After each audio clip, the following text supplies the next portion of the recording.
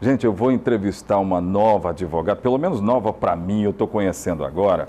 E é a primeira vez que ela vai dar uma entrevista. Vamos ver como é que vai ser isso. Tudo bem? Tudo bem, bom dia. Paula Zé. Lopes? Exato. Muito legal. Prazer estar te recebendo aqui para falar de assunto tão importante e tão fundamental. População carcerária. É importante saber que há direitos e deveres, não é? Sim, certamente. A população precisa compreender Sim. isso. Então, gente, nós vamos falar sobre direitos e deveres. Eu tenho aqui uma lista de perguntas que foram mandadas pela população. Produção, eu tenho 5 minutos e nesse tempo eu vou tentar fazer todas. Doutor, o negócio é o seguinte, a população quer saber, todos os presos são iguais? 2 perguntas em uma.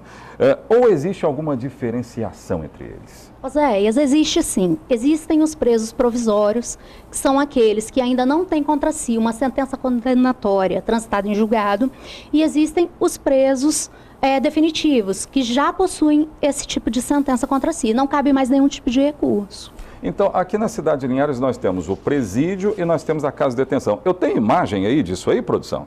Se tiver, coloca no ar para mim.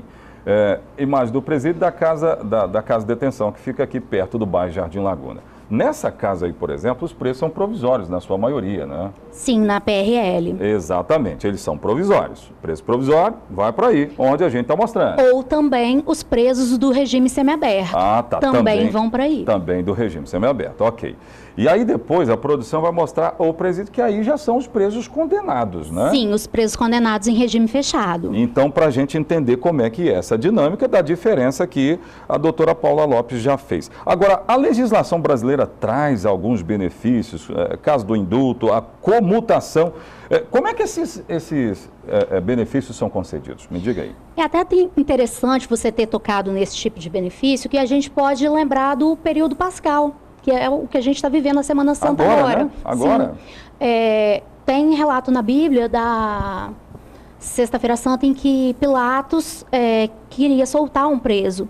Era o costume deles lá. A nossa legislação também prevê isso. Seguiu um pouco disso, de cultura judaica, então? Sim. Olha. A gente tem, no caso, o indulto, que é um perdão total da pena. São atos de clemência do Estado. Uhum. E a comutação, que é um perdão parcial dessa pena que o detento está cumprindo. Muito bem, então quer dizer que nós estamos seguindo um pouco, aí nós já estamos mostrando o presídio, né? Sim, a CDRL. Que aí já é o preso condenado. Então, só para o morador entender qual é a diferença de quê, né? Porque às vezes, o meu parente está onde? Ele está ali, mas ele tem direitos. Isso é o mais importante. Gostei de saber dessa história. Essa história de nós seguirmos um pouco, né, de cultura judaica, não essencialmente cultura judaica, mas foi de um tempo onde a cultura judaica estava mais evidente, mas isso vem então do Império Romano, né? Pilatos, aquela coisa toda. Mas deixa eu saber de uma outra coisa importante, todos os presos têm direito a esses benefícios? Olha só, esses benefícios que os presos têm direito, eles são pedidos ao juiz da execução. E, após ser ouvido um parecer do Ministério Público, o juiz decide se ele concede ou não. No caso do indulto e da comutação, eles são concedidos através de um decreto presidencial, que no nosso ordenamento jurídico, geralmente é concedido no período do Natal, que é o que a gente chama do indulto natalino. Então, na Páscoa não tem? Não, na Páscoa era nos tempos remotos da Bíblia. Sim. No nosso ordenamento jurídico, a gente aperfeiçoou e trouxe para o período do Natal. Do Natal. Mas até recente, a gente tem até um fato histórico. O último presidente, ele não assinou o decreto de 2018. E isso é histórico por quê?